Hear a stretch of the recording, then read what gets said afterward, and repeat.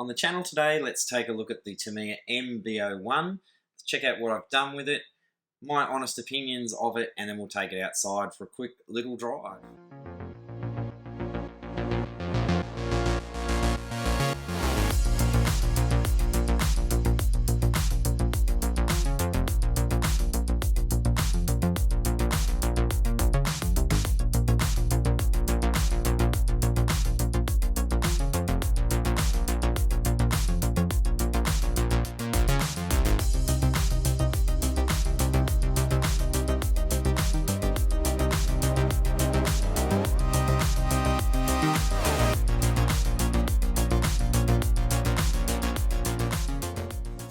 Okay, well let's start off today's video thanking everyone for tuning in. It's been a little while since we've done a video on the channel, but big thanks to everyone who's still watched and we've still got subscribers. I have put some YouTube Shorts videos up, just haven't had the time to dedicate to videoing. I've still been doing some RCs, some builds. As you would see, we've got a Tamiya BBX that we've built on the channel here, so that'll be an up and coming video as well. I've still been buying a whole host of other cars. I've also bought some other smaller, cheaper, ready-to-runs as well, just for something different. So we'll start featuring those again soon on the channel.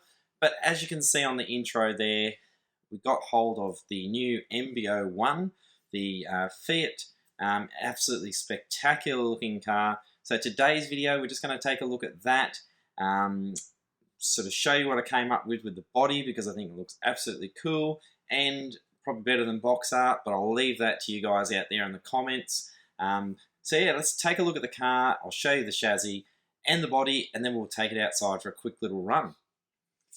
Okay, so this is the body. I've ended up going with a Tamiya camel yellow and then a pearl white down the bottom. I think it's come out quite nice. I do prefer this over the box art colour. Wasn't actually even sure what the box art colour is, didn't even look at it. I've personally been to Italy myself, seen many of these cars and sort of the older sort of styled Fiat cars over there, and absolutely, I've got a picture with one somewhere that's like this sort of mustardy yellow colour. Absolutely love it, and as soon as I saw this kit come out, I thought I've got to have that. I'm going to paint it camel yellow, and I think it's absolutely superb. So for me, the biggest sort of selling point was the body set. You've got this beautiful back sort of engine lid that's opened, and we've got our motor in there as well. I think that's a beautiful little detail. The body itself wasn't overly difficult to paint. Obviously, you just have to mask up the coloured section, spray the opposite section, then spray your second colour. The decals, a little bit fiddly with the decals. There's a lot of sort of silver trim pieces go up and over the door arches here, along the side skirt, and particularly around the front bumper bar there. So a little bit difficult. They're very, very tiny, very, very thin, and I did find them a little bit hard to place on and around the car. As far as the blue decals, they were quite easy to go on, and you can have a bit of fun sort of detailing up the motor section as well. So I didn't go too detailed with it, just sort of sprayed it black, then just sort of lightly sprayed over some metallic silver, and then I put sort of like a blue, just blended in a bit of a blue spray paint there, just to make it look like sort of like a titanium sort of style exhaust. I think it's all come out quite nicely, and definitely for me it is the body set that sells the car.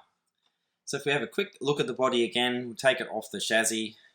It all comes together quite nicely, and again beautifully detailed. So let's have a quick look at the chassis itself.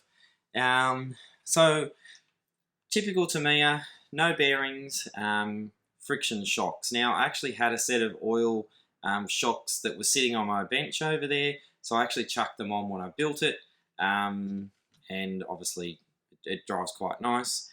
And I obviously buy a lot of bearings in bulk, so I did have bearings to put in the chassis.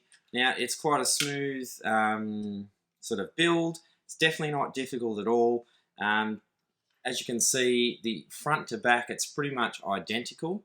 And if you when you're building this, you can obviously build it on different wheelbases depending on the bodies. So I'm sure we'll see this come out with other body sets.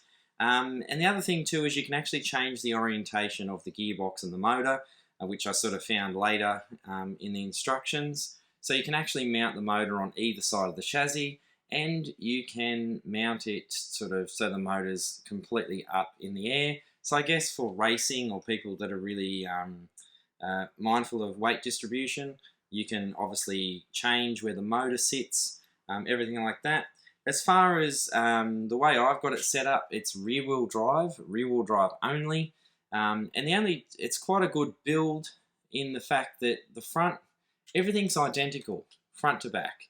If you wanted to make this front-wheel drive, all you do is the back mounting section here that comes off in one piece, you pretty much take that off, place it on the front, and change I think from memory, there's a different steering rod that comes with it, and obviously by putting this on the front, your steering becomes up the front, and you just put a shorter steering rod on, and then it makes it front-wheel drive.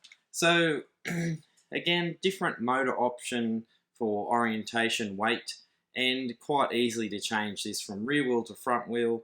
And it'd be pretty cool if there were an option to have this as all-wheel drive. I'm sure some people out there will do some conversions because it'd be a bit of a cool little bit of a beast.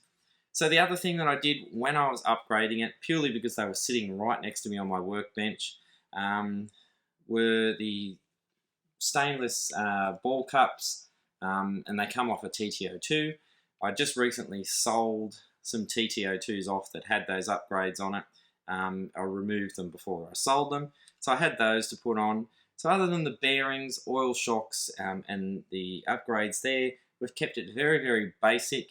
Silver can motor, hopping wing ESC, and I've just started trying out some of these JX digital servos. Very, very good value for money.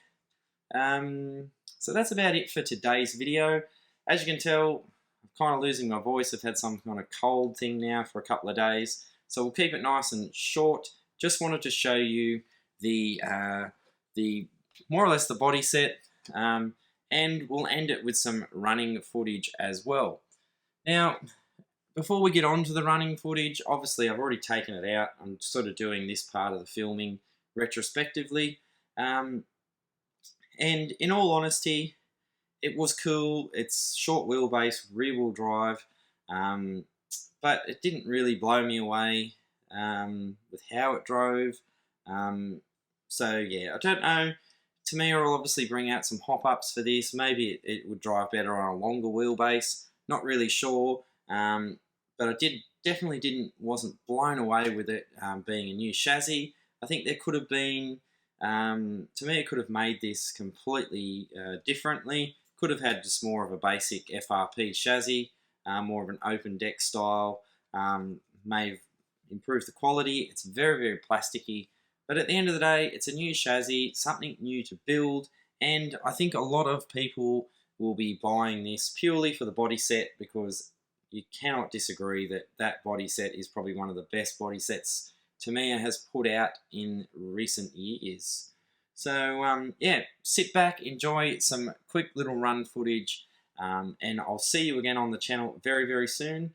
Don't forget to like and subscribe. Hopefully we can hit that 4,000 subscriber mark very, very soon. Bye.